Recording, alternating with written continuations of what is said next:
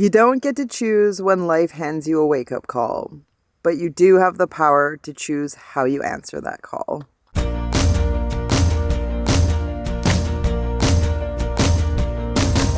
spread my wings and let go. Something stirring in my soul. I feel it again, feel it again, feel it again, feel it again.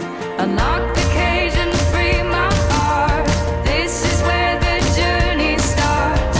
Now it begins, now it begins, now it begins, now it begins. This is gonna be a good day. Rolling on like the thunder with open eyes full of wonder. It's a good day. It's a good day to be alive. Spinning fast, the wheels keep turning. Every night is a new morning. It's a good day. It's a good day to be alive. Needless to say, ending up in the hospital due to a hypertension crisis is a bit of a wake-up call. That first week out of the hospital was incredibly challenging and pretty scary at times, but I somehow managed to get myself to Sedona, Arizona, where I felt a lot more at ease, being somewhere that I've spent a lot of time. It's now been 3 months since I arrived in Sedona. I've been reflecting a lot, and looking back, I'm quite proud of the progress I've made towards taking back ownership of my own life and my own well-being. Now, back home in the rainforest of Western Canada, I can see how much of a different person I am. I've completely turned my life around and gotten on a really, really good trajectory that gives me hope and gives me confidence in myself to get where I want to go in life. And so far along the way, I have lost 20 pounds and counting. So it's really affirming that the changes I've made in my life have been good ones and that what I'm doing is working for me. It wasn't easy at first, feeling as horrible as I did, but I just knew that I couldn't wait until I felt better to start changing my life, because then I never would.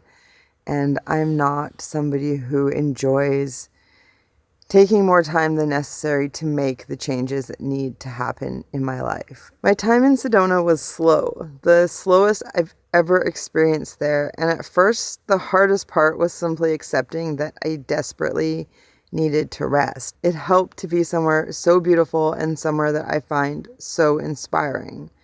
I didn't get to do any of the things I hoped to do when I first planned this trip, but as I've already said, you don't get to choose when life hands you a wake-up call.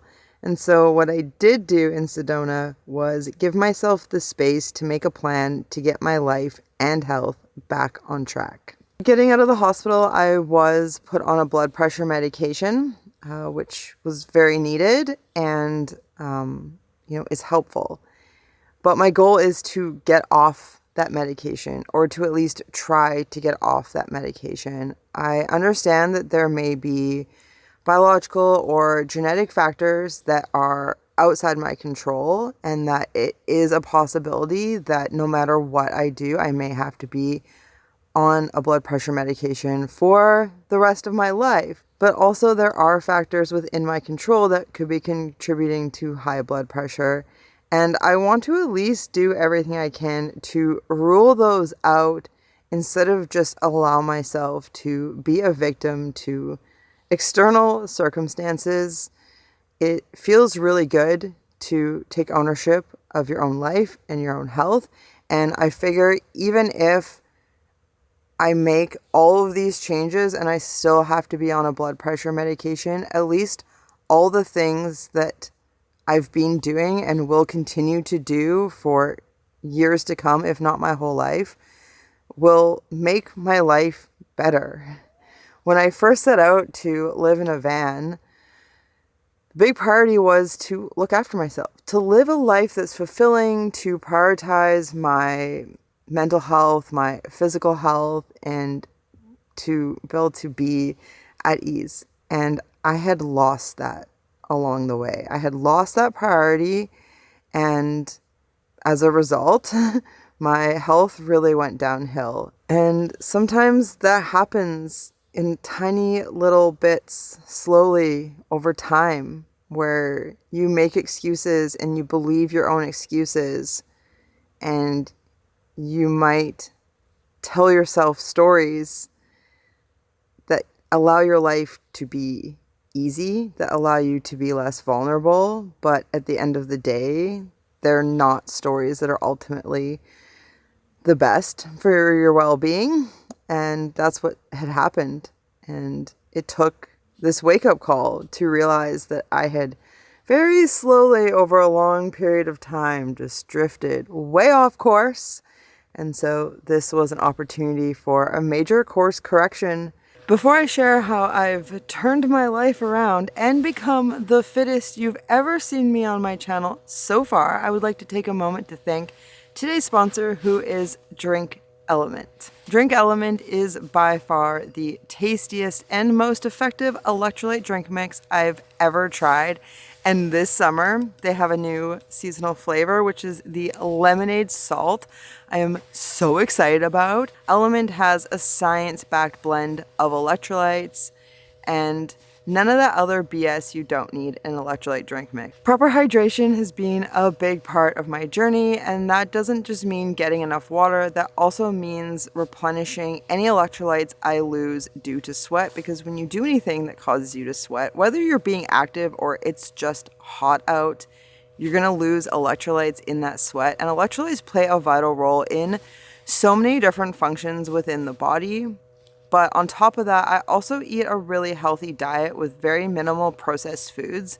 So I don't actually get a lot of salt in the foods I eat, which is why I find Drink Element to be so effective for me, is that it's a great source of sodium that I'm not getting in other parts of my diet.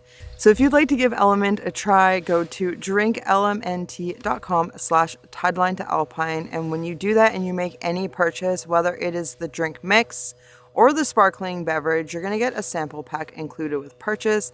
And that sample pack includes 8 of their tasty flavors, so you can see which one you'd like to try next or share with a friend. And remember, the lemonade salt is a seasonal flavor that is now available. So if you wanna give that a try, definitely get on that ASAP, so that if you happen to love it as much as I do, you can stock up before it goes out of season. That sample pack with purchase is available to anyone who shops through my link, whether it's your first time, 10th time, or 100th time shopping through Element. You're gonna get that sample pack with purchase, and they have a great no hassle money back guarantee. So if you find it doesn't work for you, you're able to give the product to a friend or somebody else who could use it, and you don't have to deal with shipping it back. So thanks again to Element for sponsoring this video, and to those of you who shop through my link, as it really does help support the channel. I was working on this video and I just got overcome with the urge to take a nap, like a unquenchable desire to take a nap. Like I felt sick. I really needed to take a nap, and now it's 10 p.m. One of the big things I came to realize I really needed to change in my life was my sleep habits. I was chronically sleep deprived for years. For my body's needs, I was probably only averaging around 6 to 6.5 hours a night over multiple years. Which might be fine for some people, but it is not for me. It was not going well, and not getting enough sleep can really lead to an increase in blood pressure, and the timelines definitely have a correlation, which isn't necessarily like causation, as hopefully we all know, but since starting this YouTube channel, I have let my priority for sleep just fall by the wayside. I like to edit at night, and if I'm on a roll, I don't want to go to sleep, but then there's lots of life to do, and so, I just sacrifice sleep for all these other things in my life, and that's really unhealthy because, if you don't get enough sleep, one, that's not good for your body in a lot of different ways. But also, if you don't get enough sleep, it's harder to manage stress. And if you don't get enough sleep, it like messes with your hunger cues. And, I notice now that I've had some time periods getting good sleep consistently that if I'm well slept, like I'm not going to have as much food cravings. So it's a lot easier to try to lose weight if I'm well slept than if I am sleep deprived. And so, once I got to Sedona, I really, really allowed myself to sleep as much as I need to and was taking melatonin and other supplements to help encourage me to get to sleep early at a healthy time so I could have a long night of sleep and not wake up feeling like I've wasted my day.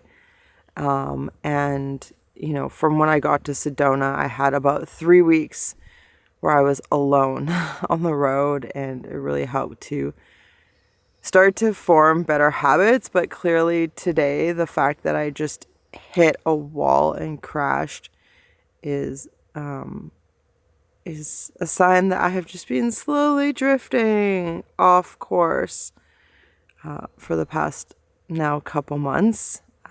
And, I'm back home.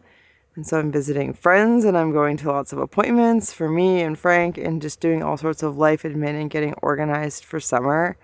And I've been running and I'm suddenly very, very tired. But with that said, I'm in my pajamas. I've taken Frank out for a night pee and I'm going to go back to sleep. And this video just gets finished when it gets finished. Because words are hard. When I first got to Sedona, I was pretty disappointed that my time there wasn't going to be what I'd hoped for. But now looking back, I am so grateful for the slow days I had, for lounging in the hammock with Frank listening to audiobooks, and that after a few days, I finally had the energy to go for walks again. At first, even short walks taken slowly were exhausting.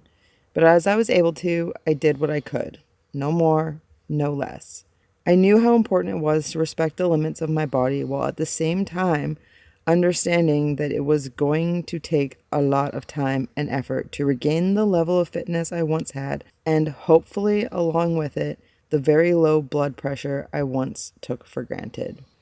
Leaving Sedona, I headed north to the Grand Canyon where I enjoyed several days staying at the campground while increasing the length of my walks.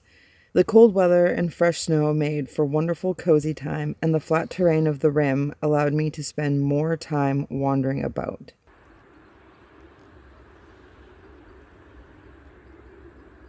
On my last day at the canyon, I took the free shuttle to Hermit's Rest and walked back to camp. It was a big day for me, but it felt amazing to enjoy so much time moving and to actually feel decent at an altitude that had been very challenging for me only a couple months earlier while I was unknowingly in the midst of a hypertension crisis. I like to be active. I enjoy pushing my body and sweating intensely. I enjoy the good quality sleep that comes with exhaustion from a big day moving. Upon reflection, sleep quality has decreased with years of falling out of shape. And at the same time, stress levels have risen. Not only can weight gain cause an increase in blood pressure, but so can being too inactive and being too stressed out. I think it's really tough on the body to be in a state of actively gaining weight, especially for myself who struggles with joint pain and instability caused by hypermobile EDS. It's too bad that the joint pain wasn't enough of a motivator to lose weight, but at least I had this wake-up call before it was too late. I miss being fit and nimble like a panther in the jungle. I miss how easy it once was to push hard and how much more comfortable it used to be living in my body. For years, I made excuses about why I wasn't losing weight. I was too gentle on myself. I was too accepting of taking the slow path, and as I've learned, the cost of a gentle approach was higher than I wanted to pay. It was no longer enough for me to slowly get in better shape. It was time to put an end to the excuses and concessions. As someone who loves numbers and data, I decided to take a more analytical approach to losing weight and getting fit rather than continuing to lie to myself under the guise of intuitive changes. Along with adopting a training mindset to fitness, I also began counting calories, and let me tell you, that was a game changer. As soon as I started living and eating by the numbers, the pounds started dropping off. I focused on nutrients and protein while choosing foods that were satiating, even if they weren't the foods my tongue was begging for, such as sweets, baked goodies, and fried foods. In the first 2 months on this new path, I lost nearly 20 pounds, which took a lot of discipline, especially once I started traveling north, back to Canada, and having so many distractions around me. Implementing new routines is always really challenging, but especially so when living in such a non-routine sort of way. I really want to be careful not to stress out my body or nervous system, so occasionally I take days off of tracking or counting calories, and occasionally I also take a break from restricting calories, such as when I've had like a big day or a couple days on trail and my body is just crying out for more calories. I'm really in this for the long haul, so I'm trying to make intentional changes that will be sustainable over many years to come. Which is why, when after 2 months of steadily losing weight, when my life got a lot more stressful and hectic, I backed off the deficit and have just maintained my weight while also increasing strength and cardiovascular health. Leaving Arizona behind, I headed into Utah, where I thoroughly enjoyed my last few days alone, solely focusing on turning my life around. Along with sleeping more, moving more, and losing weight, I also focused a lot on avoiding stress. I hadn't realized how much stress my body was holding at all times, and that most of that stress wasn't serving any beneficial purpose. With time off of making videos, I realized how I was taking my work way too seriously and how bad it was for me to get caught up in frustrations with an algorithm. Van life can be pretty challenging, and it seems like it's often one stressful thing after another. If it's not fighting moisture, it's keeping the engine running well, trying to stay tidy in a small space, finding places to park on chore days, finding water, showers, and laundry, constantly planning, and in this case, being in a foreign country that increasingly felt like it just didn't want people visiting. Normally, all these day-to-day van life things wouldn't be that stressful, but being chronically underslept and already overflowing with stress from being a caretaker for Frank and obsessing over my career, I found I wasn't coping well with the small things. All of this stress played a huge role in why I really needed to fully disconnect from my YouTube channel and just focus on all the other things that needed to change in my life. Vital to turning my life around has also been increasing hydration to 4 liters of water a day, with electrolytes, of course. It seems like an absurd amount, but that's what it's taken to feel adequately hydrated. I now have to pee an annoying amount, but I feel a lot better for it. Turns out, I'm meant to be a clear flowing river, not a stagnant pond freshened up when it rains. It's strange to me how many times some lessons need to be learned, how I can know I need to drink more water, and then when I do, I feel better, so I just leave it at that, rather than drinking more and more to find out what's truly optimal. This applies to many things in life. It seems paradoxical that a little progress can be your biggest obstacle to change, but humans are complicated that way. Even when we want the change, we still get in our own way. We still sabotage our progress. We still believe the lies we tell ourselves and have a tendency to resist the pursuit of a truly optimal state. So I'm at a point where I no longer want to feel a little better. I want to feel the best I possibly can and as fast as I possibly can without working against my ultimate goal, which is to feel truly helpful and to be thriving and to feel vibrant and full of vitality. And so in this video, I've mentioned a couple times how I have lost about 20 pounds and being able to maintain that so far. The goal is to lose more weight. I am still quite a bit over a weight where my body has been very happy at for many, many years. Weight that my body can maintain without serious effort. And one that will be easier on my joints and hopefully better on my heart. But That's actually not the success story of all these changes I've made. By focusing on getting enough sleep, by reducing stress, by getting really good hydration, by being mindful of my food intake quantity and quality, as well as pushing myself to improve my cardiovascular health. All those things combined have actually resulted in something that I experience to be a way better reward than simply just losing weight. And that is the effect it's had on my head, not my mental health. Yes, that has improved. Feeling empowered with all this, but you might remember I, for years, dealt with chronic headaches and migraines. I used to get about 1 to 4 migraines a month, and I had a moderate to severe headache at least 80% of the time, which was horrible. It really impacted my life in a negative way. I was constantly in pain, and because I was constantly in pain, I was taking medications that increased my blood pressure. But the problem with not taking the medications for pain is that being in pain can also increase your blood pressure. And so what's actually happened through all these changes I've made is that I have not had a single migraine since coming out of the hospital. And I've had almost no headaches. It feels like a miracle. It is absolutely such a relief to experience life without my head just being in pain. So it has now been February to March, April, 3.5 months since I ended up in the hospital. It is late May as I'm recording this. In that time, I've had no migraines, and I've had about 5 really mild headaches for maybe an hour. I've had 1 moderate headache that lasted a few hours, and I can see the direct correlation to stress, to what was going on in my personal life that led to that headache just recently. But aside from that, it has been the longest period of relief from headaches I have experienced in years. And that is a huge motivating factor to keep up all these changes that I've made in my life and to see what other benefits I will experience by staying on this trajectory. So I'm really stoked for it.